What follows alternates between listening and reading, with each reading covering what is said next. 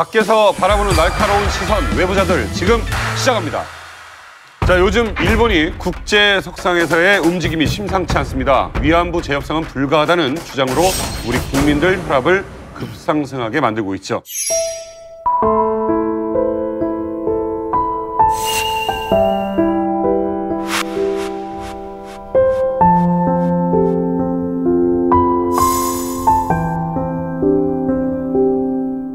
협상 타결 선언을 하게 된 것을 대단히 기쁘게 생각합니다.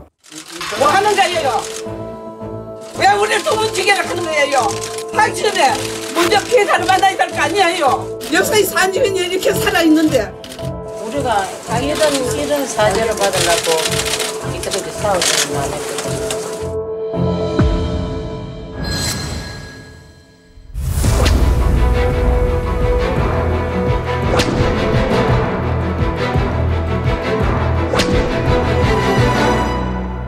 우리가 20수년을 외치는 말이 있지 않습니까?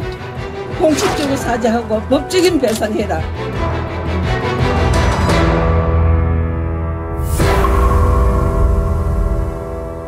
최근에 이제 일본의 강요들이 이제 전 세계를 돌아다니면서 이런 이야기를 하고 있어요. 그런데 역시 이제 일본이나 우리나 가장 가까운 우방은 미국이다 보니까 미국이 이 문제에서 어떻게 생각을 하고 있는가가 굉장히 관심입니다. 네. 일본도 관심이고 사실 우리도 관심인데.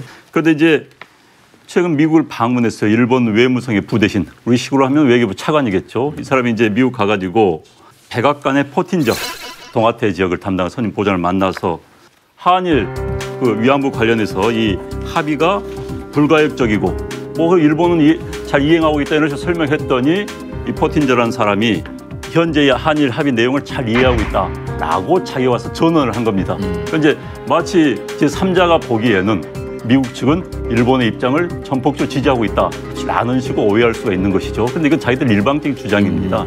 이런 식으로 지금 일본 측에서 현재 이제 새로운 정부가 들어와가지고 한일 위안부 합의를 깰 것이 들었기 때문에 국제 여론전을 먼저 하고 다닌다 이렇게 보면 맞을 것 같습니다. 그 맥락이 이제 크게 두 가지가 있는 것 같아요. 일단은 가장 큰 맥락은 한국의 정권이 교체됐다는 거죠. 옛날과는 다르다는 상황이.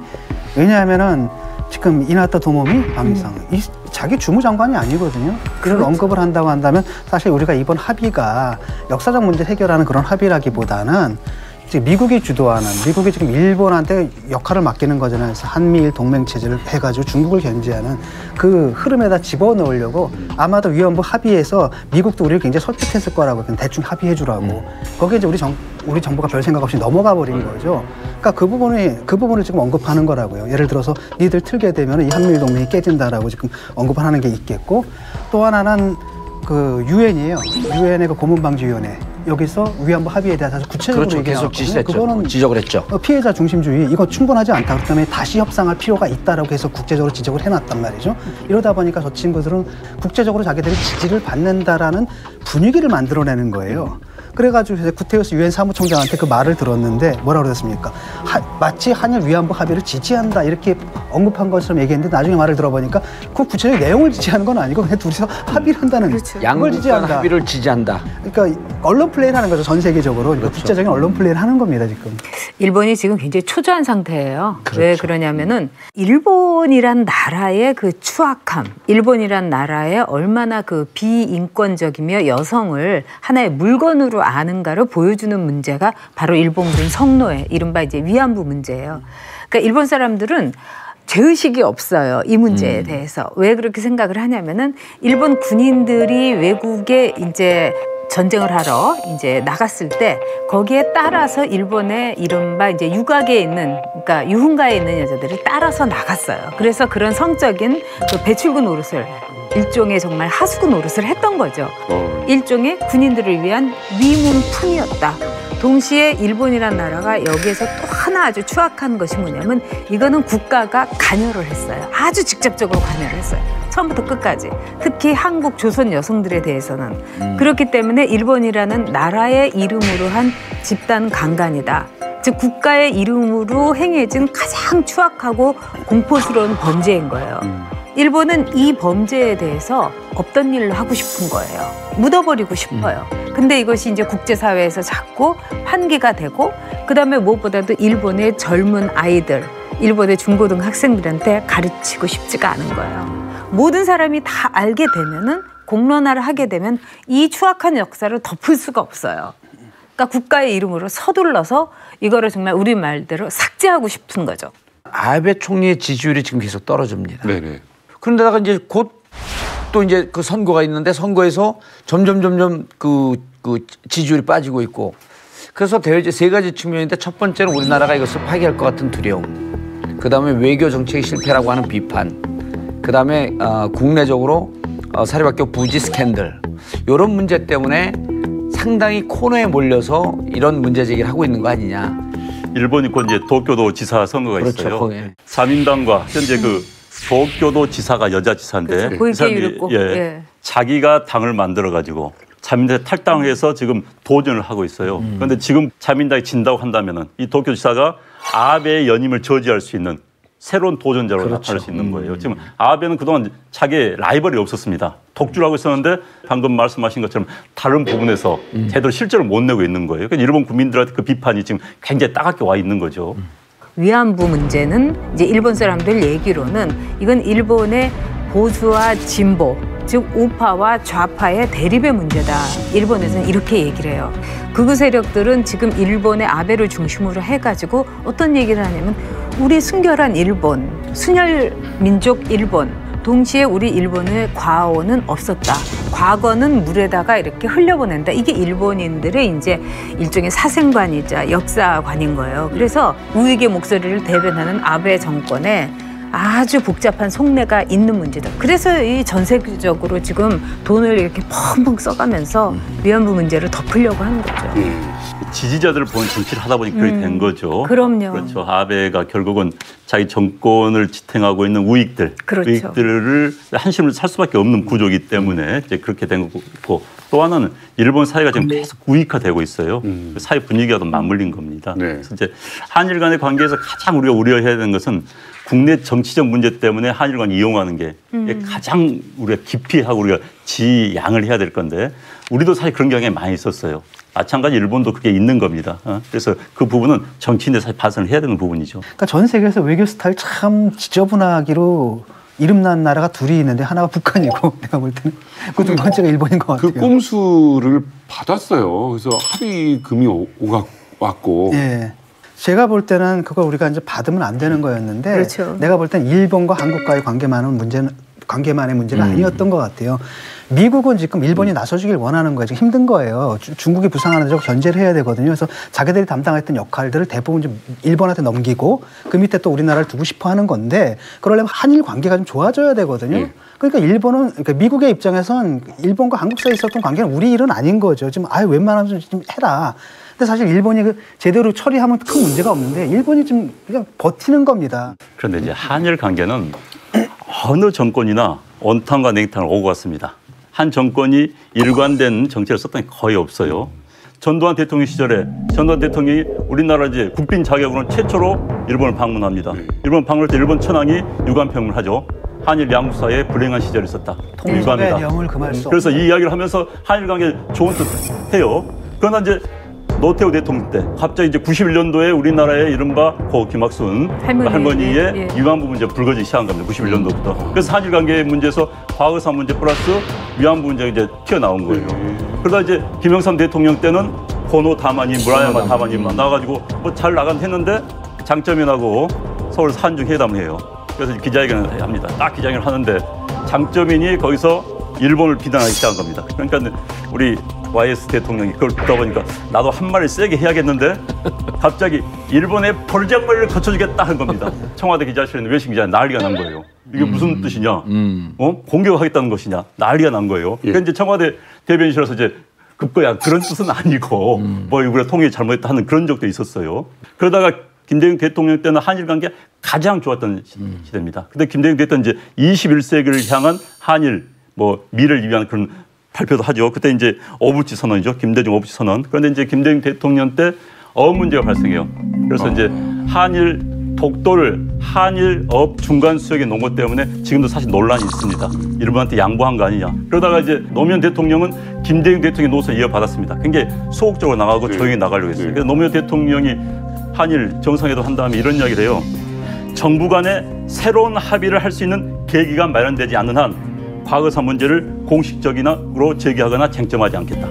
우리 조용히 가겠다, 한일 관계. 그러다 노무현 대통령이 쭉 가다가 2005년에 갑자기 국민께 드리는 글 하면서 일본에서 공격을 하기 시작한 겁니다. 2005년도에. 노무현 대통령 또 온탕 냉탕을 오고 간 것이죠. 물론 그 당시에 이제 일본 애들의 과거사 문제에 굉장히 도발을 많이 해요. 그러면서 이제 온탕 하다가 이제 이명박 대통령 때, 저는 이명박 대통령 이건 참 바람직하지 않다 하고 봤는데 독도를 방문한 겁니다. 사실 한국 대통령이 독도를 방문한다는 것 자체가 국내에 논란이 있었어요. 왜? 이것은 분쟁 구역임을 국제적으로 말해주는 거 아니냐. 사실 이제 국민들이 이런 말을 때문에 우리 대통령이 우리 땅 가는데 뭐라고 그래도 이제 이런 말이 분쟁 지역을 우리가 일부러 들어는 거 아니냐 이런 이제 비난을 받을 수 있기 때문에 그런데 이제 거기까지 오케이 했는데 결정적인 말을 하죠. 일왕이 무릎 꿇고 사죄를 해야 된다라고 이야기하면서 일본 여론이 완전히 확 끌어옵니다. 그때부터 국내 온 일본 관광이 또 확 줄어버려요. 그 이후에. 그러다 이제 박근혜 대통령 들어와서 처음에 강경을 가다가 나중에 이제 온건으로 간 이 한일사가 계속 한일 관계에서는 이렇게 온탕 냉탕을 계속 온 겁니다. 야, 정리를 이렇게 딱 해주시니까 한눈에 들어오네요. 그렇죠. 이게 정리하기도 힘든데 참 안 원장은 탁월해요. 한일 문제를 국내 문제 푸는데 이용을 하면 안 돼요. 아까 이명박 대통령 잠깐 나왔는데 그때 이명박 대통령 지지율이 10% 초반으로 급락했을 때거든요. 그러니까 그 지지율을 회복하려고 거기 갔던 거예요.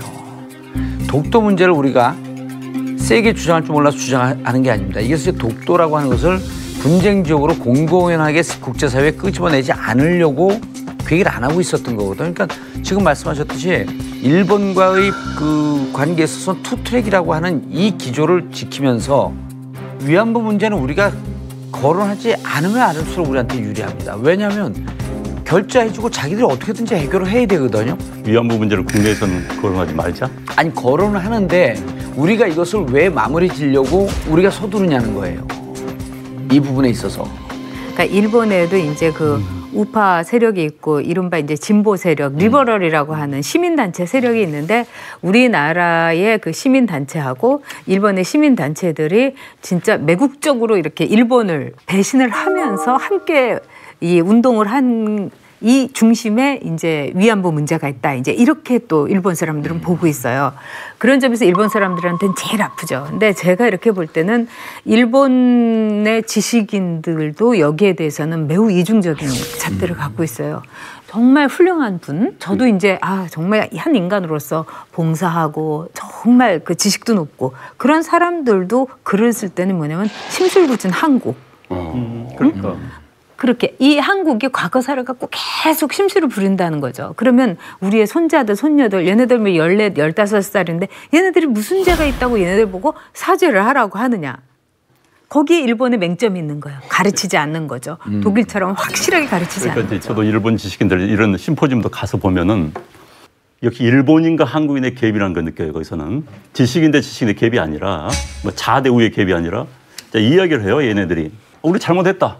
동아시아에서 우리가 많은 정말 양민 학살하고 동아시아 침략 견제 일으켜서 많은 아픈 증거를 인정한다. 잘못했다. 그런데 왜 독일하고 비교하느냐.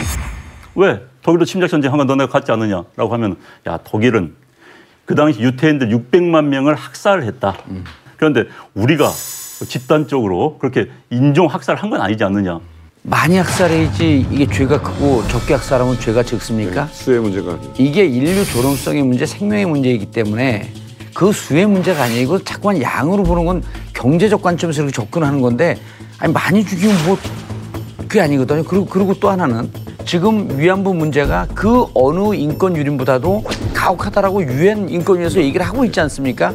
그래서 저는 이렇게 보는 거예요. 일본이 바뀌지 않는다? 한 발도 앞으로 나갈 수 없어요. 이 문제는 교착 상태입니다.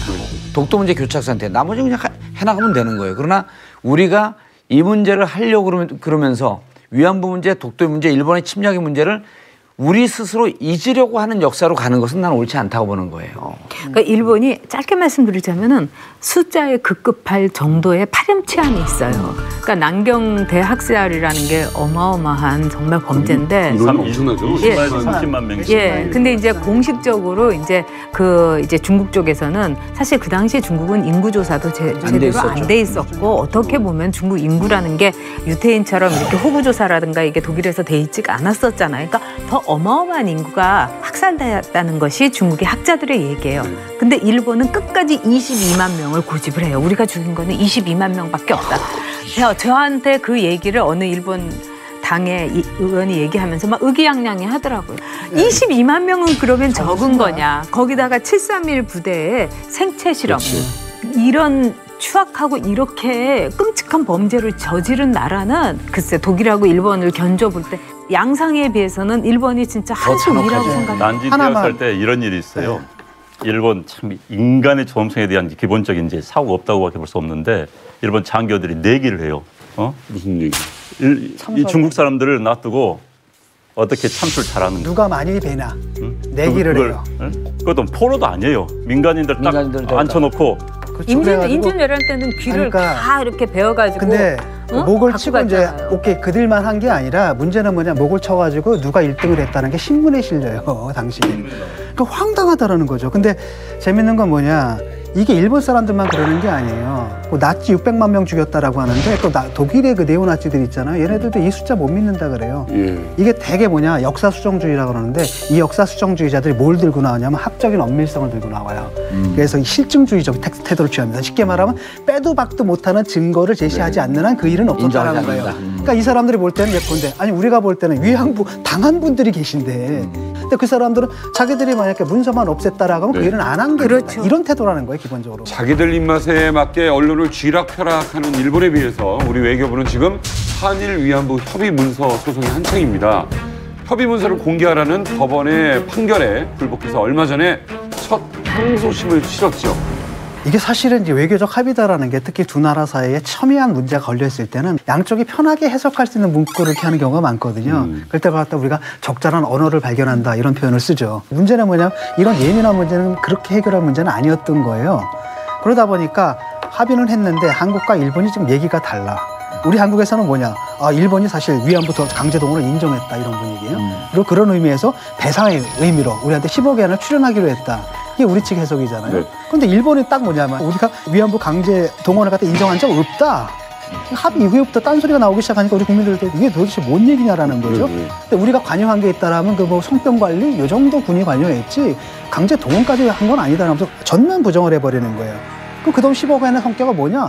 그건 뭐냐면 배상금이 아니라 한국이 섭섭해하니까 조금 위로죠? 대충 이렇게 준 이런 돈이다. 애매모호하게 얘기를 해버린다라는 겁니다. 국민들이 일단은 그러니까 누구 말을 이 옳은지를 모르는 거예요. 우리 정부 말이 맞는가 아니면 일본 애들이 또 거짓말하는가 어느 쪽도 모른다라는 겁니다. 그러니까 지금 합의문을 갖다 내용을 좀 확인해 보자라는 거죠. 근데 이게 지금 불분명한 겁니다. 어느 쪽인지. 그래서 합의문은 보여줄 수 있는 거 아닙니까? 근데 이제 외교부 5년 입장에서는 동안, 이해 당사자인 전혀 다른 생각 갖고 있는 사람과 뭔가를 만들어내는 입장이거든요. 여기서 이제 국민과 외교부 사이에 간격이 있을 수가 있잖아요. 그래서 이걸 모든 게 공개를 하게 되면 사실 외교를 좀 못하게 되는 측면도 분명히 있거든요.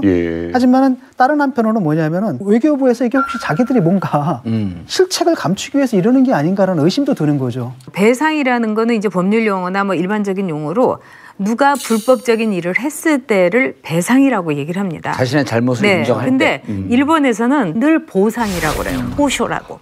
의미가 다르네요. 다르죠. 보상이라는 건 뭐냐면 나쁜 일을 한 게 아니에요. 근데 아까 이 손교수 말처럼 위로금. 불쌍하니까 안 됐다는 생각에서 돈 집어준다. 이런 거인 거예요. 그래서 이런 그 용어의 문제라든가 또 그 당시에 우리가 외교 문서에서 어떤 식으로 기술이 됐냐 이거를 외교부가 말하는 국익이 아니라 일본군 성노예의 어떤 할머니들의 명예와 우리 국민들의 자존심과 자존감을 위해서 반드시 공개해야 된다고 생각합니다. 이 문제는 무척 이제 박근혜 정부 시절에 했던 여러 정책들, 그다음에 외교관의 관계들 속에서 무척 심각한 문제가 될 수가 있는 게 외교부는 법을 조문조문을 다 들어대면서 지금 꼼수를 부리고 있는 겁니다.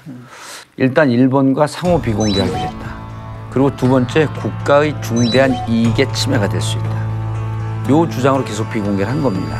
공공기록물 관리에 관한 법률 시행령을 보게 되면 모든 문서는 일정하게 비공개할 경우에 시한이나 이런 등등을 매기게 되어 있어요. 그래서 이제 뭐 영구적으로 안 된다, 준영구적 30년 이제 대통령 공공기록물법에도 그런 게 있기 때문에 요즘 이제 우리 국민들이 다 이해를 하잖아요. 그런데 이 기록물의 보존 기간이 어떻게 되어 있냐면 5년으로 되어 있는 거예요. 폐기하겠다는 거예요. 외교부에서는 이 문제 자체를 5년 있다가 폐기하면서 덮어버리자는 거예요. 양쪽의 외교부 장관이 실무적으로 합의문을 발표했는지 아니면 진짜 국가 간 조약이 되어 있는지 덮이는 거예요. 그럼 뭐가 진행된지 지금 이거는 외교부의 이 업무를 했던 분들 그리고 이미 자기들 비공개를 해버렸거든요. 볼 수가 없는 겁니다 이제. 저도 이것 같은 경우는 사실 국가나 지역사회의 역사 경험을 공유할 수 있는 그런 기록물이기 때문에 3년, 5년은 아니라고 봐요.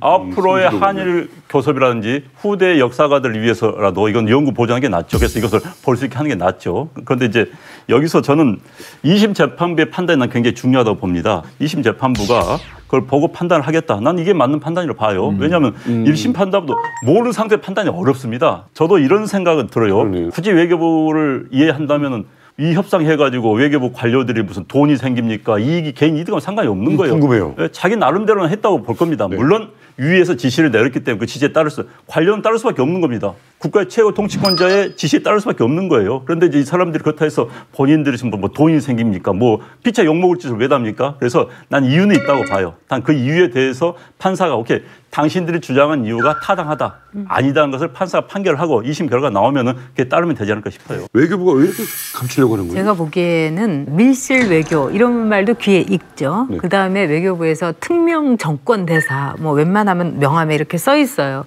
그는 뭐냐면 외교부라는 거는 자신들의 그 역할에 대해서 대단한 특권 의식과 그 밀실 이런 의식이 있는 것이 전 세계의 모든 외교가예요. 근데 제가 그 발표를 보고 하도 기가 막혀서 이제 아는 분들한테 물어봤더니 이렇게 해결할 일이 아니다. 그래서 그 안에서도 내부의 갈등이 많았다는 거죠. 그런 점에서 스스로도 거기에 대해서 정당성의 회의를 하면서 이거를 추진을 하고 또 그 와중에서 자신들의 그 괴로움도 있고 이렇기 때문에 어떻게 보면 외교부도 사역화된 거죠. 이게 슬픈 일이에요. 슬픈 일이에요. 왜냐하면은 네. 이런 거 하라고 우리가 외교부한테 주고 그들로 하여금 30년 동안 문서를 공개하지 않을 권리까지 주고 이런 거 아니에요. 그렇죠. 근데 우리가 못 믿는 거란 말이에요. 어떻게 국민이 자기 나라 외교부를 못 믿어가지고 니들 혹시 거짓말하는 거 아니야 문서 까 이렇게 된단 말이죠. 그리고 사실 이렇게 외교 문서를 갖다가 매번 이런 일 터질 때마다 공개한다는 게 썩 좋은 관습은 아니거든요. 그 전제 조건은 뭐냐면 우리가 비공개에도 참을 수 있었던 건 뭐냐 우리가 신뢰하는 거예요. 네. 최소한 우리 정부라면 우리를 배반하진 않겠다는 이런 신뢰인데 그 신뢰감이 지금 없어졌다는 거죠. 그게 슬픈 거죠 지금. 소송 지휘권이나 이런 명령권을 갖고 있는 게 어디냐면 법원이거든요. 법원에서 누가 문제 제기하게 되면 그럼 법원의 명령은 따라줘야 되는 거예요. 네. 그러니까 법원에서 야 너네가 진짜 이렇게 비공개할 문서 그거 협의를 했니? 그걸 알기 위해서 국장급 문서를 공개하라고 한 거예요. 1차서부터 12차. 네. 그다음 비공개 문서 2개. 법원에는 공개해야 될 거 아니에요. 제출하라 그랬더니 한일 외교장관 회담 가운데 군의 관여, 강제 연행 이런 단어가 포함된 내용만 발췌해서 법원에 제출한 거예요. 발췌해서. 그러지 말고 다 내놔라 그랬더니 14개 중에 6차, 7차 비공개 2개만 전문을 냈어요. 그러니까 이 부분에 대해서도 전문을 내라고 그렇게 법원에서 명령을 해도 끝까지 안 내는 겁니다. 홍도사님 생각엔 왜? 국익은 아니고요. 2015년 6월서부터는 일본에 일방적으로 끌려간 듯한 흔적이 있을 거예요. 2015년 6월은 한일 그 국교 정상화된 50주년 기념인데 이때부터 사실 미국의 압박이 세집니다. 그렇죠. 빨리 해결해라. 저는 핵심은 미국이라고. 빨리 해결해라. 근데 이제 아니 미국의 압박이 세져도 외교를 제대로 하면 그것도 레버리지로 쓸 수 있는 거거든요. 압박해갖고 하려고 그러는데 일본 애들 이거 사과하면 좀 넘어갈 것 같은데 안 해? 그러면서 계속 이것을 갖고 밀당을 하는 거거든요. 외교라고 하는 게. 요때가 8차인데 8차서부터 12차까지는 일방적으로 끌려다녔던 흔적밖에 없지 않겠느냐. 그러니까 어찌됐든 저는 이제 예단보다는 법원이 까보면 나을 것 같아요. 2심에서 공개를 하게 법원에서 판단한 우리는 모든 문제 우리 갈등은 법원에서 조정하도록 우리 시스템이 돼 있으니까 네. 그걸 판단을 봐야 될 것 같습니다. 우리 외교부 장관 외교수장이나 정부 입장에서는 난 한 요 3가지 원칙은 좀 지켜줬으면 좋겠는데 일단 위안부 문제에 대해서는 첫 번째 관점이 일관성이 좀 있어야 되겠다. 두 번째로는 국내 문제의 그 자신들의 정치적 기반의 지지 여부와 연관을 좀 시키지 않았으면 좋겠다. 그다음 마지막으로 빨리 해결해야 된다는 조바심을 좀 갖지 않았으면 좋겠다. 네. 우리는요, 이러한 역사가 있었다라고 하는 이 근거만 갖고 와도 앞으로 역사는 발전할 수가 있습니다. 그러니까 진짜 위안부 그건 공감인데 위안부 문제에 대해서는 누구도 이용하려 해서는 안 되는 겁니다. 그럼요. 개인의 이해관계에 정치를 따라서 이용하면 안 되는 정치도 거예요. 이용해서는 안 되고 개인들도 이용해서는 안 되는 거고 또 한일 관계도 마찬가지고. 그게 시간이 해결할 문제고 사실은 시간이 흘러간다고 또 해결될 문제가 아닌 게 일본이란 사회에 그 내부에서 인식이 바뀌어야 결국 궁극적으로 해결될 수 있는 그런 날도 문제거든요. 오지 않을까? 일본은 근데 기다리고 있어요. 시간이 흐르기만. 그날이 왔으면 좋겠는데 문제는 뭐냐, 우리가 기다리기 힘든 건 뭐냐, 할머니들이 돌아가고 계시잖아요. 그러니까요. 그러니까 그게 안타까운 그렇구나. 거예요. 마지막 한 분이라도 남았을 때 좀 어떻게 정리가 됐으면 하는 그런 그러니까 안타까움이 우리 있는 안타까움이 거죠. 있는 거죠. 일본은 그걸 기다리고 있는 거예요. 지난주 유병헌 전 세모그룹 회장의 장녀 유섬나 씨가 무려 3년 만에 압송됐습니다. 네, 어떻게 보셨습니까? 엽기적이라는 생각이 들더라고요. 그 연기력이 정말 그 타의 추종을 불허할 정도로 거의 대종상, 청룡상 다 석권할 수 있을 정도였어요. 왜냐하면 세월호 문제를 얘기할 때 막 눈물을 그렁그렁하게 하고 정말 목소리도 떨리고 그러다가 옆에 있는 기자가 좀 자신한테 불리한 거를 질문을 하니까 눈빛이 그냥 돌변을 하면서 무서운 눈빛으로 레이저를 쏘면서 혁명 같은 거. 막 얘기를 하고요. 그 세월호 유가족에게는 하실 말씀 없으신가요? 네, 가슴이 너무나 아프고 죽어간 어린 생명들을 생각하면 아픈 가슴 어떻게 할 수가 없습니다. 백윤 씨와 혜지 씨와는 연락을 하고 지내셨습니까? 언제 말입니까? 언제 말입니까? 정유라가 정말 이 아이돌 출신의 연기 좀 하는 사람이라면은 이 유섬나 씨는 정말 연기의 신이 아닌가. 저는 그런 생각했어요. 좀 무서웠어요. 이야기하는데 네. 이런 이야기를 하죠. 도피한 적이 한 번도 없었다. 그렇죠. 무자비한 공권력으로부터 저를 보호할 방법이 해외의 다른 법으로부터라도 보호를 받고 싶어서 이제까지 기다렸다. 그러니까 박근혜 정부 하에서는 무자비한 공권력이었기 때문에 이 공권력 하에서는 그래도 나의 억울함을 풀어줄 수 있을 것 같다. 이런 뉘앙스예요. 뭔가 좀 잘못 생각한 게 아닌가 하는 생각이 들어요. 아무튼 좀 저는 헷갈렸습니다, 사실. 그 맥락이 좀 있는 거예요. 왜냐하면 당시 이 문제가 됐을 때 그쪽에서는 뭐라고 얘기를 했냐면 금수원. 김기춘이니 뭐 이런 것들이 자기들 잘못을 덮기 위해서 우리 떠먹였다. 그다음 또 한편으로는 뭐냐. 솔직히 그때 이제 알잖아요. 우리가 모든 수사를 갖다 유병헌 쪽으로 돌려놔라. 초점을 갖다. 그러니까 국가의 책임을 덜기 위해서 사실은 모든 그 수사의 초점을 걸로 올려놓은 게 또 사실이거든요. 그때 막 유병헌 잡기 막 이런 거 그렇잖아요. 그때 막 거의 생중계를 하다시피 했잖아요. 지금 그 얘기가 지금 억울하다라고 얘기를 하는 겁니다. 그래서 정권이 바뀌었으니까 뭔가 좀 달라지지 않을까라고 얘기를 하는 거예요. 일부 그런 정황이 있어요. 그렇다고 한다면 다른 문제에 대해서 해명을 해줘야 되거든요. 국정원가 지난 3년 동안 왜 12차례 회의를 했지? 이런 등등에 대한 해명은 없는 거예요. 그러니까 억울한 측면은 일부 노출시킨 일종의 3년 동안 준비된 연기를 했다. 자, 유섬나 씨는 그동안 정치적 희생양이 될 수 있다며 송환을 거부해왔지만 결국 구속이 됐습니다. 과연 정부가 유섬나 씨 수사를 통해서 어떤 내용을 꼭 밝혀야 한다고 보십니까? 이제 유병헌 일가의 청해진 수사는 이제 그 뿌리가 이제 세모라는 회사부터 있거든요. 그리고 거기서 예전에 뭐 이 스쿠알렛 뭐 이런 거를 해가지고 또 다단계 세모 판매. 나 유명했다. 네, 원래 나도 먹었었는데. 맞아요. 세모 유람선 예. 심해상어. 네, 심해상어 이래갖고 굉장히 많이 팔고 맞아요. 이러면서 거기에서 이루 말할 수 없는 문제가 드러났던 거예요. 탈세를 하고 또 이상한 그 방식을 통해 가지고 부를 또 세력을 확장했는가를 이렇게 보는 거죠. 그래서 제가 보기에는 50대 50이라고 크게 봐줄 수는 있다고 쳐요. 왜냐하면은 과적의 책임이라든가 이거는 그 청해진에 있고 그러나 국가는 사고가 났을 때 구해줘야 될 국가의 의무가 있는 겁니다. 그걸 제대로 하지 못한 거예요. 안심하라 그러세요. 그 유섬나 씨한테 우리가 뭐 세월호 구조 못할 책임을 묻지는 않을 테니까 자기가 질 책임만 지면 되는 것 같아요. 근데 그 세모그룹이라든지 이쪽에서 했던 거 분명히 범죄 사실이 있고 이것들이 사고의 원인을 제공한 건 분명한 사실이잖아요. 자기는 그 부분만 책임을 지면 되는 거예요. 그 이상 누가 뭐 모든 책임을 자기들한테 밀어버리겠습니까? 그건 아닌 것 같고. 일단 유섬나 씨는 지금 횡령 배임죄입니다. 그렇죠, 배임. 뭐냐면은 이제 본인의 디자인 회사 가지고 있었는데 이른바 세모 그룹에서 일감을 몰아준 거예요. 배임 횡령 액수가 492억 원이죠. 그 가운데서 이제 디자인 회사 운영하면서 컨설팅 비용으로 받은 게 48억 원이다. 뭐 이것이 기본 제목입니다, 지금. 자, 48억이든 492억이든 별로 중요하지 않습니다. 상황이 바뀌었어요. 검찰 입장은 어떻게 바뀌냐면 자, 배임 횡령은 사실은 국민적 관심사가 아니야. 그렇죠. 언론에서 가장 크게 문제 제기했던 게 뭐냐면 당신이 청해진 해운에서 실질적으로 왜 이렇게 국정원 산하 조직인 것처럼 여러 차례 회의가 이루어졌고 침몰하는 당일에도 국정원 직원들과 전화를 주고받았으며 문자를 주고받았으며 이런 등등에 대해서 당신이 어디까지 알고 있고 이제는 새롭게 조사를 하면서 들어가는 겁니다. 국면 자체가 완전히 바뀌는 국면이 된 거죠, 이제는. 그런데 여기서 국정원 이야기는 너무 많이 나간 이야기고 그건 아니 그러니까 아니 언론에서 나온 그런데 그건 지금 제가 얘기한 건 검증된 것만 얘기를 한 거예요. 뭐 이제 음모론 나오기 시작하면 뭐 국정원에서 일부러 침몰시켰다는 이야기가 나오는데 일부러 침몰이 아니라 참사 이전 3년 동안 국정원과 청해진 해운이 12차례 이상의 모임을 하는 게 이게 재판 과정에서 나온 거거든요. 그다음 침몰 당일 국정원과 청해진 직원이 7차례 통화를 합니다. 기획관리부장이 있어요. 청해진 해운에. 이 휴대폰에 12명의 국정원 직원 주소록이 나와요. 재판 과정에서 나온 거예요. 그다음 국정원 직원이 카톡으로 지속적으로 메시지를 보내요, 이 직원한테. 그럼 도대체 이 직원이 왜 국정원하고 이런 연락을 주고받아야 되는 거지? 자, 그래서 요 문제가 국정원과의 관계 여부입니다.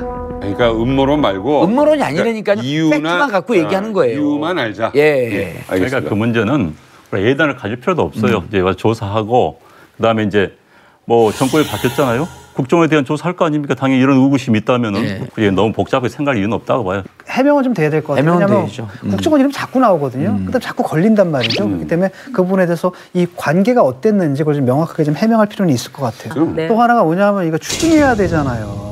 구상권 청구해야 되는 거예요. 수사 추징을 해야 되는데 지금 한 푼도 추징 못한 지금 상태잖아. 멈춰 있는 과정에 구상권 청구 1,800억 청구를 하겠다 그랬거든요. 그게 지금 공중에 떠버렸어요. 모든 사업에 그 실질적 책임을 지고 있었던 게 누구냐면 차남 유혁기예요. 어디 간 거예요? 지금 미국인가 해외 도피 중이라고 말하고 있죠. 낭비했다고 그런데 그 소식 없는 일체 몰라요. 장남 유대규는 2년 살고 나왔어요. 나왔죠, 근데 지금 제일 모든 것을 알고 있는 건 유섬나와 차남 유혁기라고 판단을 하고 있잖아요. 결국 그 키를 두 사람이 갖고 있을 거예요. 자, 여기에 황교안 전 총리의 외압 의혹과 함께 세월호 재수사를 요구하는 목소리도 커지고 있습니다. 세월호 재수사의 필요성과 그 범위에 대해서 외부자들은 어떻게 생각하십니까? 처음에는 해경의 책임이 있는 거로 김기춘 실장의 업무 회의에서 기록이 나옵니다. 안종범 수첩에. 참사의 두 번째 원인이 해경, 세 번째 원인이 이제 청해진. 그런데 그 다음에 박근혜 대통령이 발언할 때 이게 바뀌어요. 첫 번째 선장의 책임, 두 번째 청해진, 세 번째 해피야, 관피야. 이렇게 바뀝니다. 해경이 사라져요. 관피하나 해피하는 퇴직한 해수부 관료들, 불법 부정한 행위를 해수부 출신 관료들이 했다라고 하면서 박근혜 대통령이 발언할 때는 해경이 사라집니다. 해경의 책임은 곧 정부의 책임으로 돌아가는 거예요. 이분들이 끝까지 배상이라고 안 그랬죠? 배상은 정부의 책임이거든요. 그래서 이 와중에 정부의 책임을 빼려고 하는 국가 권력의 공권력의 조직적인 이 방해가 있었다. 그렇기 때문에 이 사항은 이제 무척 중대하게 쳐야 되는데 관리들이 잘못한 부분을 다루는 것은 직권남용이거든요. 그러니까 그것이 애당초 형사소송법의 목적이 아니기 때문에 형량이 쌉니다. 그런데 엄밀히 따져보면 국가 권력을 이용한 이러한 자신들의 잘못을 가리려고 하는 것은 사실 국민들에게 엄청난 피해로 가기 때문에 이거는 형량이 다소 적다고 할지라도 반드시 끄집어내야 되는 거죠. 근데 그때도 보면요, 황교안이 아주 적법하게 해요. 황교안이 이 부분에 따라서 개별 사안에 대해서 수사 지휘를 하려면 검찰총장을 통해야 되는데 그때 당시 김진택 검찰총장은 관여하지 않습니다. 그냥 공중에 혼자 떠 있어요. 그러니까 누구한테 지시하냐면 김주현 검찰국장한테 지시를 합니다. 그 김주현 검찰국장은 밑에 있던 기획과장한테 하고 요 분들이 자기 라인에 있는 조은석 형사부장, 손영배 형사 이과장했고 아주 치밀하고 조직적으로 검찰에다가 외압을 넣습니다. 근데 이게 핵심이 두 개거든요. 업무상 과실치사 혐의로 기소하지 마라. 이게 첫 번째예요. 이거는 정부의 책임으로 돌리지 말라는 거예요. 그런데 결국 업무상 과실치사 혐의로 불구속 기소를 해버리거든요. 그러니까 직접 변찬호 광주지검장을 부릅니다. 그래서 어떻게 부하 직원들을 그렇게 통제 못하냐. 자, 요게 팩트로서 드러난 사실인데요. 잘 생각을 해보세요. 이걸 누가 제보했을까? 자, 요게 팩트로서 드러난 사실인데요. 잘 생각을 해보세요. 이걸 누가 제보했을까? 법무부 장관과 지검장하고 얘기한, 즉 검사장급의 차원에서의 대화예요. 상당히 고위층에서 이 제보가 나온 겁니다. 자, 황교안 총리는 자신이 판단했을까요? 저는 이걸 왜 재수사해야 되냐면 황교안 총리 뒤엔 누가 있습니까? 그때 당시에 김기춘 비서실장이 있었잖아요. 그리고 김기춘이 수석들의 업무 지시하는 와중에 아까 얘기했던 3가지 참사의 원인을 규정을 해놓고, 자, 이때는 우병우가 나타나지 않습니다. 우병우는 이제 막 민정비서관이 됐죠. 그럼 우병우 민정비서관이 됐는데 변찬우는 뻘크로크던 선배고, 그런데 이제 김진모를 통해서 우병우가 청와대 민정비서관으로 들어왔으니까 자기 선임으로 민정비서관을 했던 친구, 대학 동기 동창, 김진모 부인까지도 대학 동기 동창. 그래서 우병우가 여기서 관여해서 김진모를 통해서 변찬우에게 압력을 해서, 그러니까 이게 그냥 누가 한두 명이 좀 이렇게 사건을 무마하려고 하는 게 아니라 국가 권력이 총동원한 사건입니다. 그러니까 이거는 재수사가 A서부터 Z까지 전면적으로 다 다시 해야 되는 거예요. 황교안 전 대통령 권한대행이 자신이 법무장관 때 이 한 일에 대해서 즉각적으로 이제 SNS에다가 글을 올린 거예요. 일단은 부인하고 저는 그런 사실 없다. 그리고 매우 유감스럽다. 그리고 이 보도를 한 언론 매체에 대해서는 법적인 책임까지 묻겠다. 이제 이렇게 얘기를 했어요. 근데 저는 그걸 읽으면서 그래도 전직 대통령 권한대행까지 한 분이 이런 식으로 답을 했어야 되는가. 제가 보기에는 세월호의 아픔에 있어서 한 점 의혹이 없도록 조사해라. 조사를 자진해서 받겠다. 이렇게 이야기하는 것이 전직 대통령 권한대행답지 않은가 이런 생각을 했어요. 사실 그 세월호를 좀 재조사해가지고 나올 수 있는 게 많다고 보지는 않거든요. 상당 부분 이제 진실들이 밝혀졌고, 그다음에 또 다른 한편으로 들어갈 사람들 좀 다 들어가 있는 상황이고, 지금 문제가 된 것도 기소를 하지 말라는데 결국 기소는 했잖아요. 그래서 처벌을 받기까지 했던 부분이 있는데, 국가가 어떤 잘못을 했을 때 국가가 책임지는 모습을 보여줘야지 다음에 그 잘못을 안 저지르거든요. 잘못을 저질렀는데 책임을 안 진다라고 한다면 국가는 또다시 잘못을 저질러도 된단 말이잖아요. 우리가 이걸 한다는 게 누구한테 보복하겠다는 게 아니라 이 불행한 일이 다시 반복될 수 없는 시스템을 만드는 것, 그게 이번 수사에서 가장 중요한 지점이라고 생각해요. 자, 세월호 진상규명과 함께 문 대통령이 내건 약속 중 또 하나가 검찰개혁입니다. 지난주 돈봉투 만찬으로 무리를 빚은 검찰 내 빅2에 대한 징계 수위가 발표가 됐고요.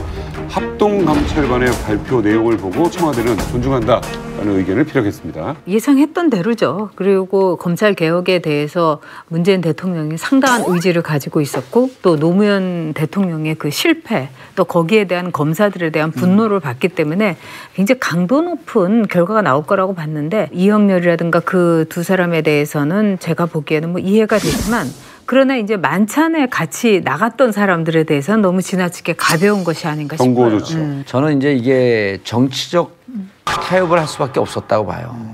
왜냐하면 이제 이영렬과 안태근 두 분은 면직인데 센 겁니다, 무척. 변호사도 못하는. 2년간 변호사 개업 금지인데 돈 버는 데는 전혀 관계 없습니다. 이 정도 게이트에 연루가 되면요, 이름값 더 많이 찾아옵니다. 이게 징계의 최종 결정은 아닙니다. 징계 청구를 한 거예요. 권고를 한 거거든요. 예. 이제 법무부 징계위원회가 열려야 됩니다. 열려서 이 권고를 받아들일 것인지, 아니면 너무 솜방망이니까 한 단계 위로 올려서 해임을 시킬 것인지. 근데 이렇게 올리는 경우는 잘 없어요. 아마 이대로 그냥 갈 가능성이 높아요. 수사 의뢰한 게 한 건이 있었는데 그 김영란법 위반이잖아요. 그렇죠. 김영란법 위반. 그렇다면 그 특수활동비 문제는 손을 안 댔다는 얘기라고요. 그러니까 자기 돈 줬다, 자기 돈에서 줬다는 얘기 아니에요, 그건 결국은? 아니요, 특수활동비라고 다 인정을 했어요. 인정했죠. 네, 특수활동비라고 인정을 했고, 자, 어떻게 되냐면 법무부의 안태근 검찰국장이고 이게 법무부 소속이에요. 그다음에 이영렬 중앙지검장은 그 지청에 법무부 하위 기관의 지검장이에요. 근데 모임은 누가 하자 그랬냐면 선배인 이영렬 중앙지검장에서 내가 밥 한 끼 사겠다. 나오라고 그러니까 나온 거거든요. 근데 안태근은 상급 기관이기 때문에 청탁할 게 없다고 본 거예요. 그렇죠. 하급 기관에서 안태근한테 청탁을 했기 때문에 이건 청탁금지법, 김영란법 위반이다 이렇게 하고 형사 수사 의뢰를 한 거고, 또 하나는 안태근에 대한 수사도 안 하고 마친 거거든요. 그러니까 안태근이 사실은 고맙다 해갖고 만난 자리 이런 성격도 있는데 이건 대가성이 전혀 없다고 보는 거예요. 안태근이 돈 주고 하는 것은 이런 모순이 있어갖고 저는 감찰은 정확하진 않았다고 봐요. 뭐냐 하면 이 8명을 정직이나 이런 걸 하게 되면 무슨 문제가 있냐면 그 이재용 부회장, 그다음에 최순실, 박근혜 이런 사람들 수사한 최전방에 있던 분들이거든요. 막상 검찰 개혁과 이 사건의 공소유지라고 하는 양축에서 어느 걸 하나 버릴 수가 없는 거예요. 그러니까 적당한 선에서 타협안을 낸 거 아니냐. 그러니까 요분들 경고해서 당신들은 공소유지 잘해라. 그래서 제가 1차장, 노승건 1차장의 대구지검장으로 가는 걸 보고 이것은 좌천 중에서 제일 좌천 아닌 좌천을 시켜버린 거거든요. 아, 승진이에요. 승진으로 봐야 되나? 승진이지. 왜냐면은 검사장들이요 처음 승진을 하면은 고검의 차장검사로 갑니다. 그다음에 사법연수원의 부원장, 그다음에 이제 법무연수원의 부원장과 기획부장을 가요. 그다음에 이제 서울중앙지검의 제1차장. 이건 이제 헤드는 아닙니다. 대구지검장, 부산지검장, 광주지검장은 굉장히 중요한 자리입니다. 그러니까 서울중앙지검의 제1차장 하다가 대구지검장 가면 대구지검장이죠.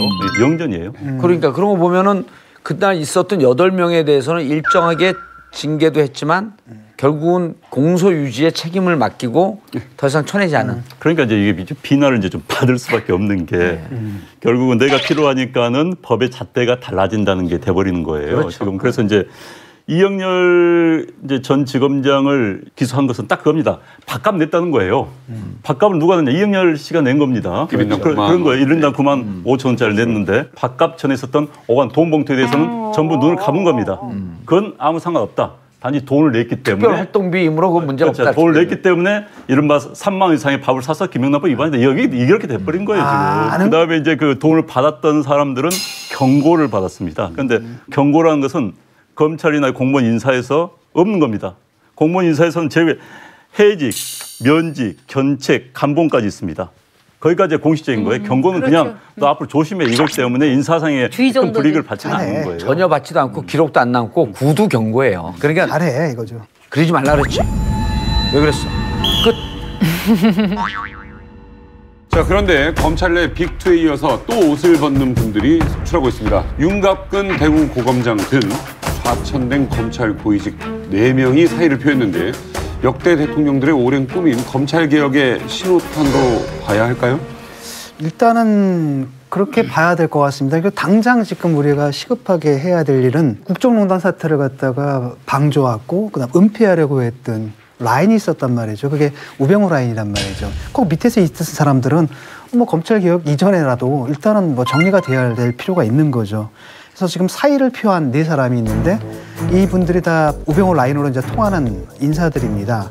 윤갑근 대구고검장, 그다음 김진모 서울 남부지검장, 전현준 대구지검장, 그 정점식 대검 공안부장들인데 이분들이 처음에 이제 법무연수원 연구위원 이게 이제 듣지 않으니까 뭐냐면 보통 검사들이 그 검사장 되기 전에 기다리는 데라 그러더라고요. 그게 한참 밑으로 이제 좌천이 된 거죠. 그러다 보니까 사실 이건 결국 뭐냐 나가라는 얘기구나 알아듣고 다 스스로 이제 옷을 벗은 것 같습니다. 그래서 하나하나를 보게 되면 윤갑근 대구고검장은 어떤 분이냐면은 정강 횡령 의혹 등 그 우병우의 그 비위 수사가 있었잖아요. 그때 수사했지만 그 무혐의 처분을 받았어요. 무혐의 처분을 내렸고 근데 기소를 못한 겁니다. 그래서 그때 이제 무슨 얘기가 나냐면 황제 소환 뭐 이런 얘기도 나왔던 그때 그 주인공이고요. 김진모 서울 남부지검장 같은 경우에는 광주지검 변찬호지검장한테 해경 1, 2, 3 경정에 대한 그 업무상 과실치사 혐의 적용을 하지 말아라. 변찬호에게 그 얘기를 했던 그렇죠. 그 얘기를 했던 그 분입니다. 그러니까 핵심이죠 사실. 뭐 듣지 않으니까 아직도 그 우병우 라인으로 알려진 분들이 아주 많이 있대요. 그 부분이 이제 아무래도 앞으로도 더 계속 정리가 되겠죠. 일단 이제 이 인사는 논란은 됩니다. 일단 첫째는 통상적으로 인사를 한다면은 법무장관과 검찰총장 임명된 다음에 그 2사람 이용해서 인사를 하는 건데 전격적으로 한 거예요. 그렇기 때문에 이제 지금 검찰 내부에서도 반발이 있고 게다가 이제 법무부에서 그랬다는 거 아닙니까? 가짜 뉴스 아니야? 이게 인사 왔더니 가짜 뉴스 아니야? 요즘 워낙 가짜 뉴스가 많기 때문에. 그런데 이제 그 배경은 이제 이런 게 있는 것 같아요. 문재인 대통령이 검찰의 인사권에 대해서 지난번에 한번 당해본 적이 있어요. 이제 문재인 대통령이 본인이 쓴 책 검찰을 생각한다라는데 책을 보면 이런 대목이 나와요. 검찰은 더 큰 권력기관, 즉 인사권을 가진 권력에만 고개를 숙인다. 라고 강금실 전 법무부장과 이야기했더니 그걸 그대로 인용해가지고 그 책에 썼습니다. 그런데 노무현 대통령 때 노무현 대통령이 검찰 개혁을 하려고 했어요. 개혁을 하는데 인사권을 휘두르지 못하고 평검사 돼야 이렇게 하면서 반발이 난 겁니다. 그래서 그때 이제 전격적으로 인사권을 행사해서 속된 말 잘라야지 검찰이 고개를 숙이는구나. 그때 아마 문재인 대통령이 그 경험 때 생각했을 거예요. 그래서 이번에 제가 보기에는 비난을 감수하고 사실 이건 비난을 받을 수 있는 여지가 있습니다. 그런데 이제 인사권을 행사하면서 잘라버린 거죠, 지금. 그런데 이제 이게 앞으로 두고두고 검찰 역사는 앞으로 이제 공무원에서 좀 두고 설레는 수가 있어요. 그동안의 직무와 관련해서 부적절한 무슨 기소를 했다 이런 걸로 잘라버린 겁니다. 그렇다면 이제 부적절한 기준이 뭐냐? 이 논란이 될 수밖에 없는 거예요. 또 어떤 사람, 넌 시키는 대로 했는데 이렇게 될 수밖에 없는 거고. 물론 거기에 너 왜 양심을 하지 않았어? 한다면 할 말 없지만 공무원에게 또 양심 찾기 쉽지가 않은 겁니다. 그래서 이건 두고 논란이 될 수가 있습니다. 그러나 이제 문재인 대통령이 여기를 하는 것은 바로 그 백그라운드 배경. 근데 그 부분에 이해를 가요. 그 과거에 그 노무현 정권 하에서의 그런 것 때문에. 검찰한테 이제 셀프 개혁을 하고 맡겨놨더니 개혁은커녕 반발하고 튀어오르 들어가는 거죠. 바라는 건 이거 지난 1년 반 2년 동안 왜곡된 인사가 있었으니 그거를 한번 좀 털어주고 그리고 개혁을 하고 이제는 검찰 인사에 개입하지 않는 이 선을 좀 끊을 시점이 왔다. 근데 지금 하는 거 보면요. 승진하지 못할 사람들 같은 거 다 대목 뽑는 작업에서 저는 박수. 그 점에 뽑는 거다. 그 점에 있어서는 저는 박수를 보내요. 정말 검찰 개혁 좋습니다. 그러나 검찰 개혁에 대해서 가장 핵심은 검찰 권력 이용하겠다는 마음을 버리는 거예요. 현 정부가 공약대로 정말. 그런데 이제 앞서 이야기했지만은 그 유혹을 떨치기가 쉽지가 않아요. 그리고 현재 이런 식의 인사를 몇 번만 하면은 검사들이 알아서 깁니다. 현 정권 입맛에 맞추게 수사를 합니다. 그래서 그것마저도 배제할 수 있는 선을 놔야 되는 겁니다. 그래서 참 중요한 건데 그 욕심을 버려야 되는 거예요. 마음을 비워야 됩니다. 이게 딜레마거든요. 왜냐하면 사실 가장 좋은 방법은 검찰 우리가 손 뗄 테니까 이제 니들이 개혁을 해. 그래서 자기들이 개혁을 하면 이게 가장 민주적인 방식으로 원칙적으로 해결되는데 노무현 대통령 때 그걸 했다가 안 된 거잖아요. 안 되니까 결국은 이제 임명권자가 개입할 수밖에 없는데 그 자체가 또 검찰의 독립성을 또 해치는 방식이 될 수밖에 없잖아요. 그러니까 이 딜레마 상황인 거죠. 그리고 문재인 대통령 자체가 이제 검찰 개혁에 대해서 상당히 자체 내 이른바 셀프 개혁은 물 건너갔다. 이건 다 불가능한 거다. 이런 인식은 제가 보기에는 확고하게 갖고 있는 것 같아요. 왜냐하면 노무현 전 대통령 때 그때 뭐 검사와의 대화도 하고 그러는데 그런 검사들에 대한 태도 그리고 그 이후에 검찰 내부에서의 거의 준항명 같은 그런 분위기 여기에 대해서 상처도 받았지만 검사들에 대한 그 분노라든가 불신도 저는 상당했다는 거를 책에서 읽었거든요. 그런 점에서 이 검찰 개혁이라는 거는 권력을 가진 권부에서 내려놓으면 가능한 게 또 검찰 개혁이기도 합니다. 자, 이번에는요. 제임스 코미 전 FBI 국장의 핵폭탄급 폭로로 트럼프 대통령이 위기에 몰렸습니다. This guy was going to be on board and that his only choice was trying to I took it as a direction. I mean, this is the President of the United States with me alone saying, I hope this. I took it as this is what he wants me to do.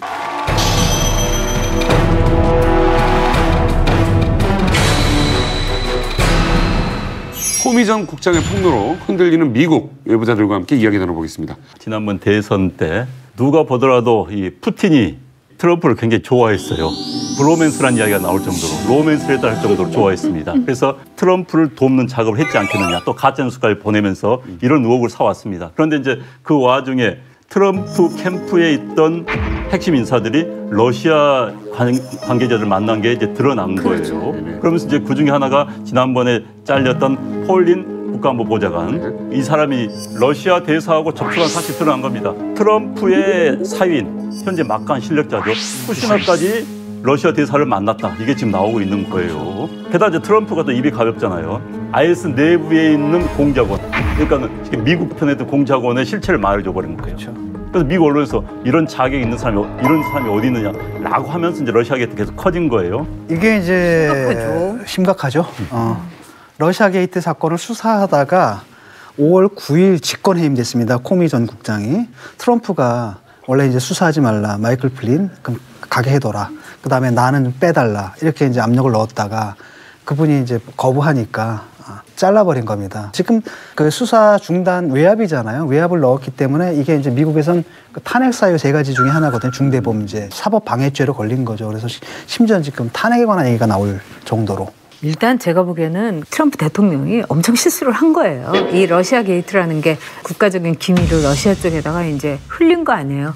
이거 자체가 큰 스캔들인데 이 코미 FBI 국장한테 이거를 무마해달라, 덮어달라 이렇게 얘기한 거예요. 마치 이제 우리나라로 씻자면은 우병우의 역할을 코미 국장한테 한 거죠. 제임스 코미 현 이제 전 FBI 국장 이번에 이제 타원 청문회에 나온 사람 같은 경우도 굉장히 독특한 캐리어예요. 본래는 공화당원이었습니다. 공화당원이었고 부시 정권 하에서 이른바 법무부 부장관을 했어요. 그런데 그 당시에도 이 강직함으로 유명했던 게 이제 불법 도청, 인가를 부시가 해를 잡기 위해서 그러니까 나 못한다 거부했던 사람이에요. 그런 이제 강직함이 있었기 때문에 오바마가 공화당임에도 불구하고 임명을 한 겁니다. 그런데 이제 트럼프가 충성 맹세를 요구합니다. 나에겐 중요한 건 충성심이다. 그랬더니 이제 나에겐 중요한 건 정직함이다 했더니 정직한 충성이 중요하다. 그러면서 이제 코미가 그 후에 말을 못하고 계속 보고만 있었다는 거 아니에요. 아무 답변을 안 아무 답변하고 서로가 한번 어색한 순간 그럼 이제 나왔어요. 나와가지고 이제 차 안에서 노트북을 때리기 시작한 겁니다. 코미가 이제 2월 14일 날 그 트럼프를 만나는 거로 기록이 나와요. 근데 2월 14일 날 나는 충성심이 필요하다. 수사 중지하라 그러니까 얼른 그러고 자기 차에서 이게 진짜 재밌는 대목인데 요걸 2페이지짜리 기록을 다 남깁니다. 근데 FBI 국장이나 FBI 그 정보 관련 요원들은 본인이 메모한 게 증거 능력이 있다는 거예요. 그것 때문에 이번에 걸려든 거예요. 미국 FBI 국장은 임기가 10년입니다. 10년인데 역대 FBI 국장 가운데서 대통령의 목을 자른 사람 딱 한 명 있어요. 클린턴 때. 클린턴 그때 이제 잘렸던 FBI 국장은 문제가 많았어요. FBI 그 요원들한테 야 우리 집 애완견 좀 산책 좀 시키고 와. 야 우리 마누라 미장원 저 예약 좀 해줄래? 자기 FBI 전용기를 자기 부인 태우고 다니고 도저히 미국 사회에서 상상할 수 없는 일을 했기 때문에 클린턴이 나가고 잘랐어요. 그 외에는 모든 사람들이 임기가 보장됐습니다. 하다못해 이제 에드거 후보 같은 경우는 1924년부터 29살의 나이로 FBI 국장이 됩니다. 그래서 48년 동안 8명의 대통령을 모시는 8명. 그래서 이 사람은 많은 대통령들이 자르려고 그래요. 자르려도 못 자르는 겁니다. 그래서 이제 프랭클린 루스벨트 대통령이 자기가 이 친구를 조그만 법무부의 산해 수사국에서 연방수사를 만들면서 임명을 해놓고도 너무 건방지고 월권행위를 해. 그러니까는 자르려고 하다가 병으로 죽어요. 그 다음에 대통령이 된 게 누구? 트루먼도 자르려고 했지만 도저히 안 돼. 그러니까는 안 되겠다. FBI의 힘을 좀 약화시켜 해서 CIA를 그때 떨쳐놓은 거예요. FBI가 대외 활동을 다 했는데 그 CIA를 떨쳐놔요. 그러고 나서 이제 그 다음엔 이제 케네디랑 사이가 안 좋았어요. 케네디 굉장히 진보적인 정치를 썼기 때문에 그래서 지금도 미국인들 사이에서는 이런 음모론이 행배해요. 케네디 암살은 에드거 후보가 시켰다. 그다음 케네디 동생인 로버트 케네디도 FBI 후보가 시켰다 이런 이야기였습니다. 그러다가 이제 미 의회에서 조사를 했어요. 대체 FBI가 뭘 그동안 조사를 많이 했는가 봤더니 전체 문서 가운데서 FBI가 뭐 국가안보라든지 이런 방치과 관련된 조사는 20%밖에 안 돼. 나머지 80%의 문건은 각종 정치인들, 상원, 하원, 대통령, 연예인, 유명 인사, 소설가 이런 사람들 다 취소한 그 문서가 80건인 거예요. 블랙리스트로. 그래서 이제 미국 사회가 지금도 그런데 그 파일이 있는 거 없는 거 이렇게 헤매고 있다는 거 아닙니까? 그래서 그 마릴린 monroe도 FBI가 죽였다고. 그렇죠. 마릴린 monroe 그런 소리 있어요. 역대 미국에서 대통령이 탄핵이 됐던 것은 1868년에 앤드류 존슨 미국 대통령이 육군 장관을 갑자기 의회 동의 없이 잘라버린 거예요. 그러니까 이게 무슨 짓이냐 하면서 이제 탄핵이 들어갔는데 그것도 하원이 우리 국회와 똑같은 하원에서 탄핵 과반으로 통과해가지고 하원 하면은 상원에서 3분의 2예요. 60%입니다. 60석을 통과를 받아야 되는 거예요. 그런데 이제 그때도 상원 통과를 못했고 그다음에 이제 이른바 그 유명한 지퍼게이트 우리 클린턴 대통령께서 이제 98년도죠. 이른바 뭐 여성하고 루인스키와 이제 지퍼게이트 때문에 했는데 그때도 하원에서 통과했는데 상원에서 부결됐습니다. 부결됐는데 미국의 하원이 435석입니다. 그래서 268석을 공화당이 장악을 하고 있어요. 그래서 하원을 통과해야 되는 급선무. 그런데 현재 공화당이 트럼프 손을 들어준다면 통과 못하는 거고, 그다음에 설사 하원 통과한더라도 상원을 가면은 미국 민주당이 지금 46석밖에 안 돼요. 과반이 안 됩니다. 그래서 공화당이 손을 들어 정치적 부담이 굉장히 클 텐데요. 그런데 이제 문제는 이제 여론의 문제예요. 그렇죠. 지금 시작입니다. 계속 이제 트럼프가 거짓말한 게 드러나면 여론이 바뀌면은 공화당에 있는 국회의원들도 야 괜히 트럼프 편에 섰다가는 반대파들이 있으니까 내가 뭐 굳이 트럼프를 안고 갈 이유가 없는 거 아니야 하는 순간 엎어질 수 있는 것이죠. 그래서 이제 지금부터 미국의 여론이 굉장히 중요합니다. 그 핵심적인 건 하나 뭐냐면 공화당이 선거 때부터 일사불란하게 트럼프를 지지한 게 아니에요. 공화당이 트럼프 그 선거를 치는 게 아니고 트럼프 개인이 선거를 치는 거예요. 다만 이제 우리 공화당 소속이니까 마지못해서 이렇게 함께했던 분들이 있는데 실질적으로 나는 공화당이면서 트럼프를 지지할 수 없다라고 선언한 의원이 꽤 있었습니다. 이 루인스키 스캔들이 지퍼게이트고 클린턴의 정말 그 방종하고 정말 미국인들에게 그 분통을 터뜨리게 한 이 행동, 아주 방자한 행동이었는데도 불구하고 클린턴 부부는 끝까지 이 미련을 못 버렸던 게 뭐냐면은 우리 이 민주당 즉 이 진보파들을 없애버리기 위한 우파들의 음모에 우리가 희생양이었다. 이렇게 이제 쭉 이제 인정을 했던 거예요.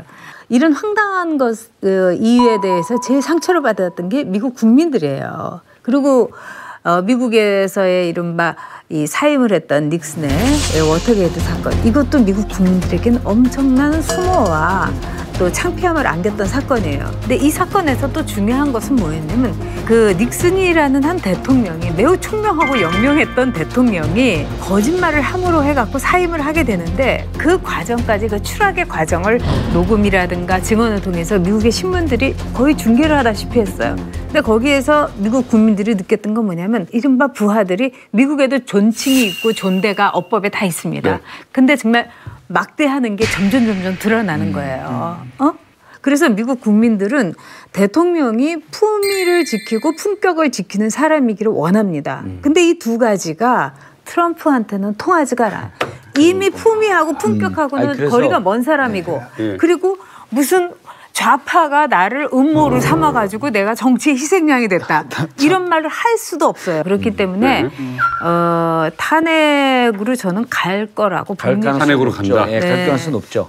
워터게이트 비교를 많이 해요. 그렇죠. 워터게이트는 건물에서 민주당 전당대 한 것을 녹음 도청을 한 겁니다. 그렇죠. 몇거번 그러다가 이제 도청한 게 발각이 돼요. 그러니까 회의를 합니다. 그래서 회의를 하면서 야 이거 어떻게 은폐를 할 거냐. 또 그게 녹음이 돼요.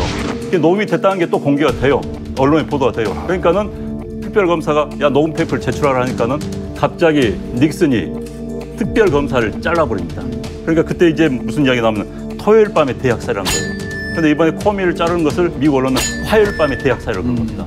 워터게이트는 약과다. 이 혐의가 훨씬 세다라고만 전문가 이야기를 합니다. 왜냐하면 이제 사법 목적성을 따집니다. 미국에서는. 그러니까 사법 방해를 할 의도가 있었는 걸 따지는 거예요. 이 입증을 해야 되는 건데. 실제로 방해를 해서 나온 그러니까 의도성이 있어요. 법률점은 너가 의도가 있었느냐. 그런데 이제 트럼프는 told him to let the Flynn. You said you hoped the Flynn investigation you could like. I didn't say that.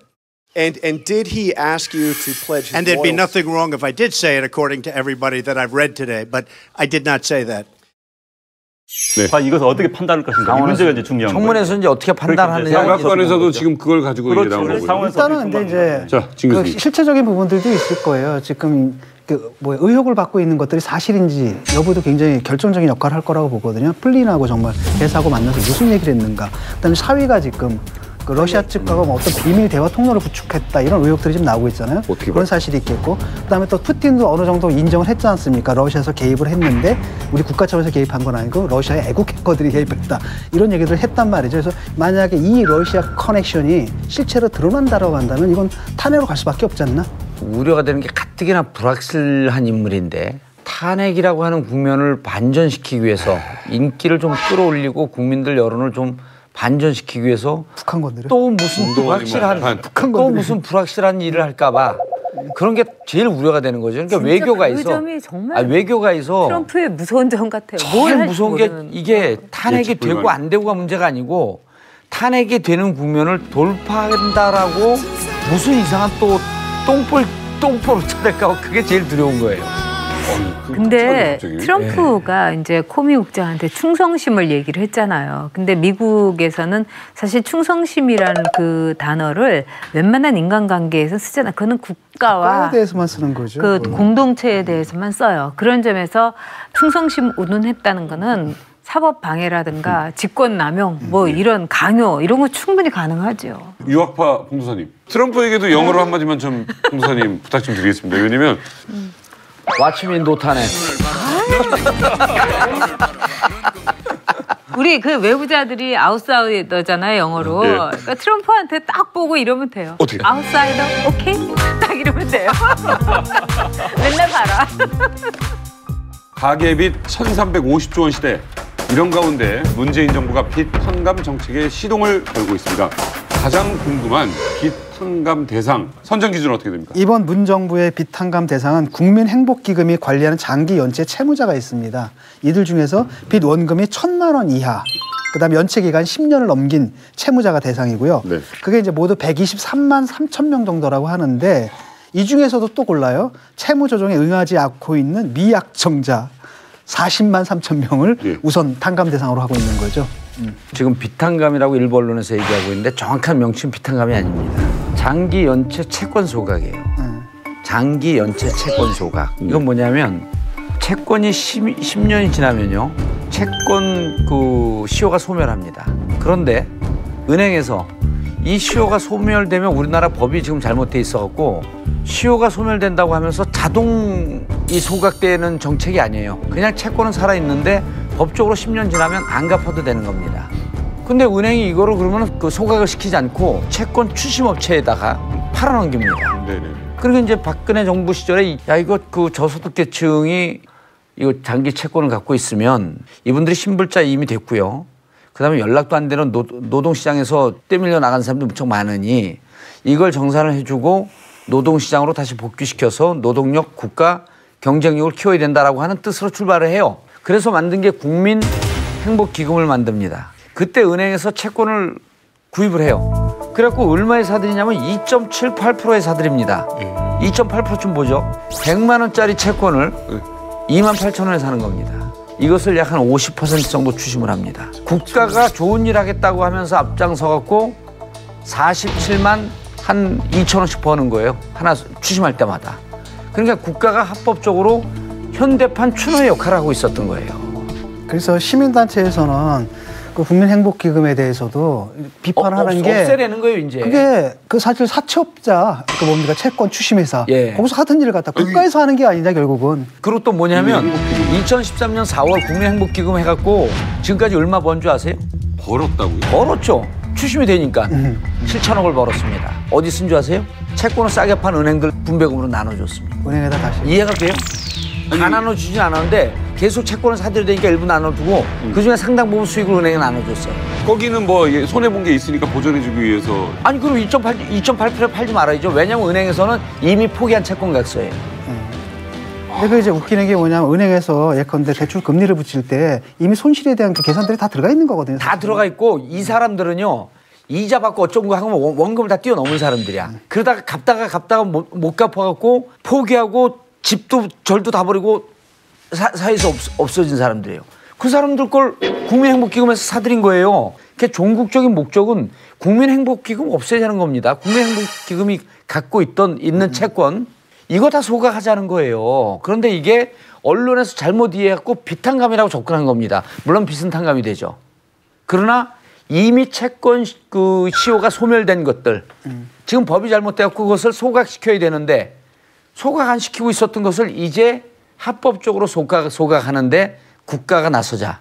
여기서 형평성 문제를 벗어날 수는 도저히 없어요. 이 빚을 아주 어려운데도 불구하고 갚아온 사람들이 있는 거예요. 숫자적으로도 보면은 거의 한 30%의 사람들은 또 빚을 꾸준히 갚았어요. 그리고 이 사람들의 이 사는 모습이라든가 이런 걸 보면은 정말로 극빈층인데도 불구하고 이런 사람들이 갚은 거예요.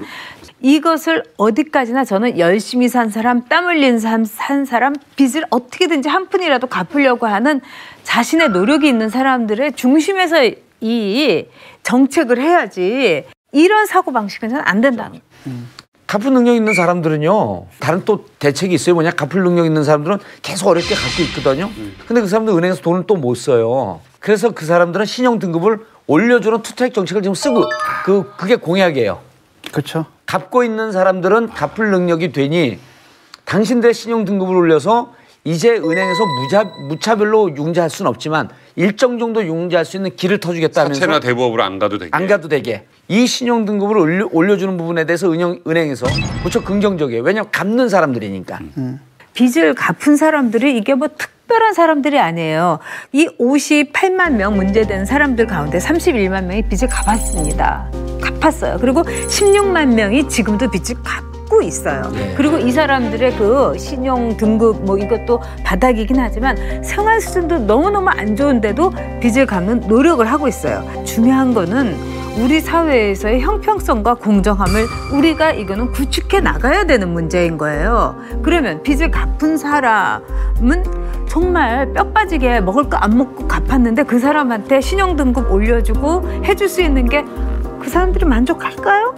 근데 이런 저 같으면 만족하지 못할 것 같아요. 저는 옳다고 봐요. 이 지적 옳다고 보는데 문제는 뭐냐면 억울하고 분할 것 같아요. 이 문제는 이 지적은 뭐냐면 갚아나가 열심히 갚아나가는 사람들이 있어요. 그리고 갚을 사람들이 있거든요.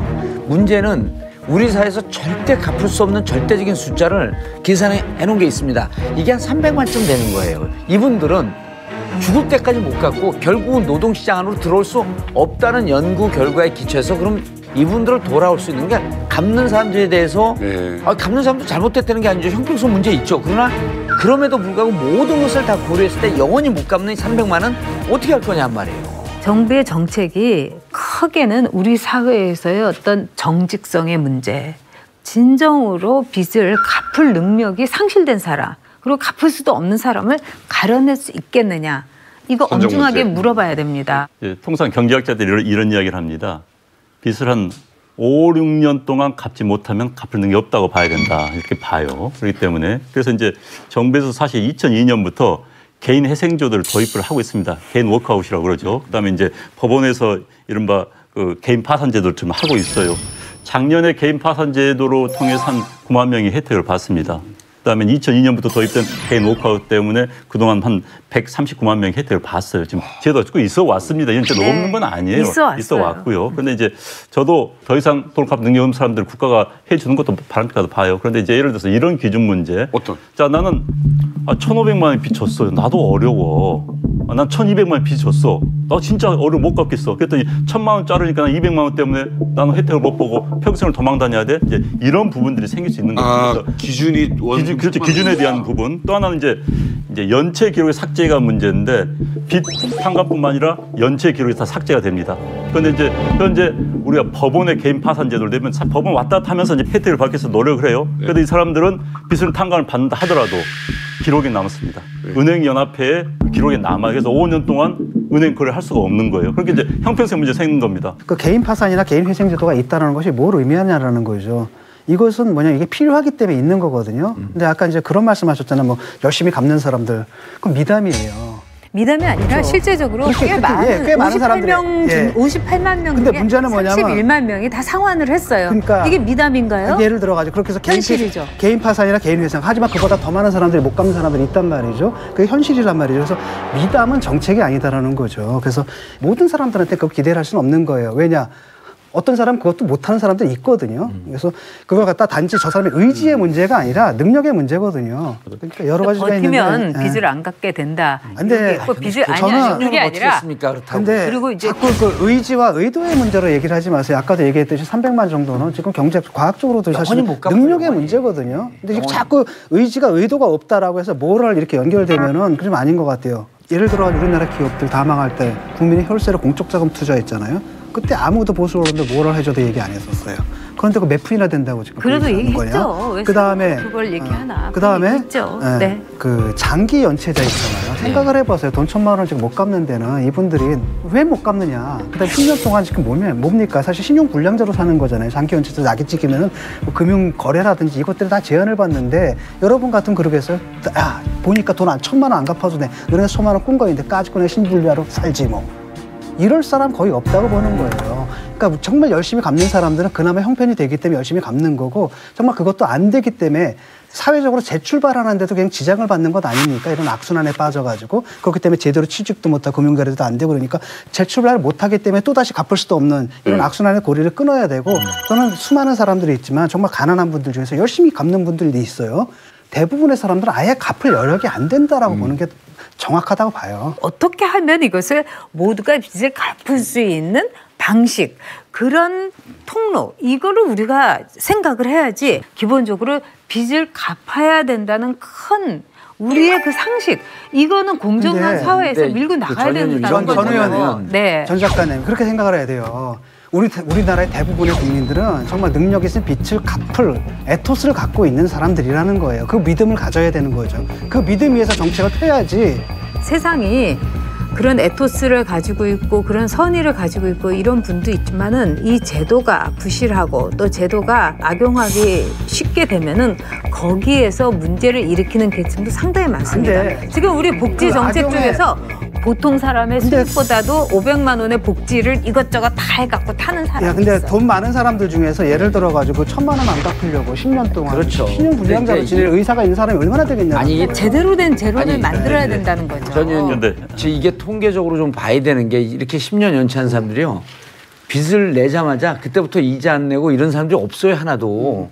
5년이고 6년이고 바둥바둥 갚다가 절벽에 딱 부딪힌 거예요. 대부분 이게 99%도 아니고 거의 100%입니다. 계속 갚고 생활하면서 노력하다가 벽에 딱 부딪혀갖고 더 이상 갈 데 없는, 그러니까 지금 얘기한 거 중요하거든. 빚 갚을 수 있는 기술을 알려주고 노력할 수 있는 걸 알려줘. 그러나 영원히 안 되는 한 구덩이는 있는 거예요. 그런 제도를 갖다가 그 파렴치하게 이용할 사람의 퍼센티지가 얼마나 되고 그다음에 그것을 파렴치하게 이용할 수 있는 그 가능성이 뭔지 난 상상이 안 되거든요. 아니 난 이랬으면 좋겠어. 이거를 난 이랬으면 좋겠어. 그럼 만약에 우리사회에 번제도 없고 아무것도 없는 거죠. 자동 시효 소멸은 있거든요. 그러니까 여야가 합의해서 자 이거 하지 말자. 빚 갚아주지 말고 하지 말자. 그러나 시효가 소멸된 거 자동 소각하는 법은 통과시키자.